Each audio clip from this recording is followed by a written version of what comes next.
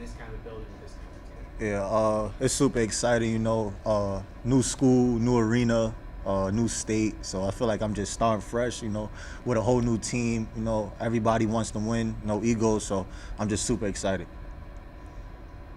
Mo, what would you say to some people who view this team as a surprise so far going into this season?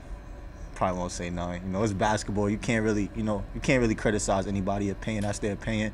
You know, we on game 2. You know, we got 34 more games left, so you can't really say anything to anybody. We didn't play nobody, so I can't really say nothing to anybody. Are you happy with how the teams come together in the 2 games so far? Yeah, definitely. But I feel like we got more work to do. But I'm super happy with it. I feel like the stuff that's mostly problems on every other team, we don't have those problems. So now it's more about just building more chemistry and being on the string as one. Well, in your experience against Gonzaga, what have you noticed about their program, how they play the game, and maybe what you've seen that you could bring over to this team and make a difference? Yeah, their intensity from jump ball is just super high. You know, even their bench is into it. One little play, their bench is up. You know, they have a crowd everywhere they go, so it's just super hard to like really beat them as a 5, because you're not just playing 5, you're playing the coaching staff, you're playing the people on the bench, you're playing the fans. So just telling my teammates that, like, you know, basketball is a game of runs, and no matter what it is, ups and downs, we got to stay together. We also talked about the film sessions following Utah Tech and about how the stretch, that last stretch of the game, where there was basically a lead that was given out, and felt that there were key mistakes that you guys just need to correct so you practice. Yeah. What do you guys feel like you are in those stretches? I feel like we're right there. We didn't get over the hump yet, but we're getting right there. So we've had a week, so we're gonna get over it. I'm not worried. I'm not too worried about my team. Well, you talk about starting fresh. You made a lot of stops, whether it was high school and college. How do you feel like those prepared you for the Power 4 level? It prepared me because it shows that nothing is given. You know, I've been on teams where I was the favorite the whole year, and I've been on teams where I was the underdog the whole year. And the teams I was the favorite, you know, I didn't win games I was supposed to win. The teams I was the underdog, I won those games. So you never really know with basketball. For you, Mo, looking at Gonzaga, like you mentioned about them being a team that plays a lot of hard passion, that kind of stuff. You guys have been up in a lot of both these games so far, and not have to really worry about losing the lead at any points, especially second half. Going up against a Gonzaga team that might have some different things that might punch you guys in the mouth. Are you excited to see how you guys kind of respond in that way if something happens that might not be so positive for you guys? Yeah, definitely. I'm super excited, but when we played Texas A&M, it was kind of the same thing, you know, but we was winning at halftime, then they came out and punched us in our mouth, but we punched them right back in their mouth, and the game went down to the wire. So I'm kind of excited about what my teammates got to bring. You know, I've been talking to them about the Gonzaga game since day one.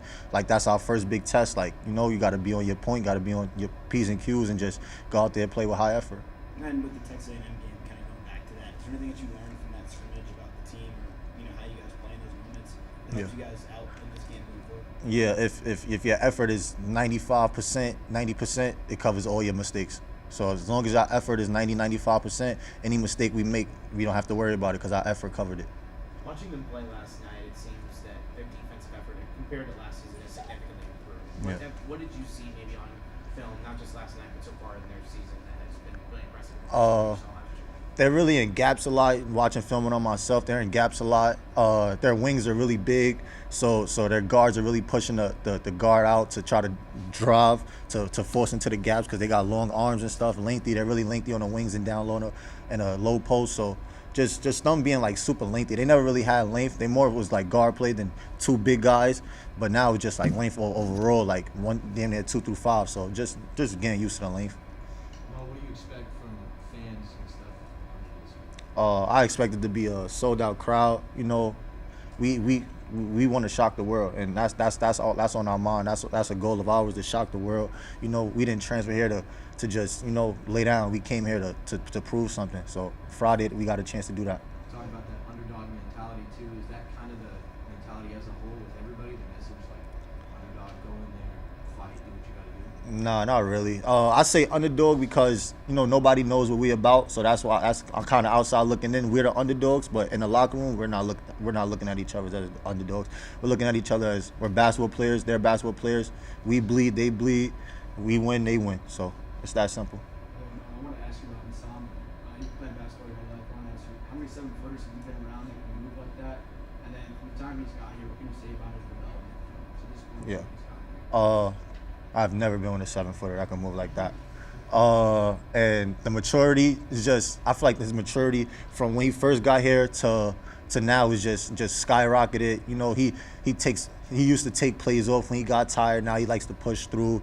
Before, when I used to yell at him, he used to just walk away. Now he tell me, yo, I got you. Like, you know what I'm saying? So just him being mature, him understanding how good he is. I still feel like he don't understand how good he is, but I feel like his maturity level just skyrocketed from when he first got here. Is there a language? Does the language thing have anything? I mean, do you have trouble with that at all, or? No, I don't got no trouble. His English is not. I feel like he could understand me. He just can't talk it. You know what I'm saying? He could understand me. He just can't talk it that bad. But I don't be saying like no big words or anything like that. So. When you talk about like the Texas A&M students, like they punch in the mouth. A lot of times when you get punched in the mouth, I know Coach Rose talked about defense. You can control the defensive Yeah. effort coming up. How do you feel? I mean, I know it's only through 2 games in practice, but how do you feel the communication and the chemistry on defense is with you guys? I feel like the communication and the chemistry on defense has been really, really good since the past 2 games in practice. I try to preach that from beginning to practice when we huddle. Like, if we don't do anything today, we gotta communicate because that's gonna cover the mistakes also. So I feel like it's been really good. I tell people, like, you don't get in trouble for talking. You know what I'm saying? You get in trouble for not talking because that's going to terrorize your team. That's not gonna help your team. So I feel like our communication's been really good as long as our chemistry.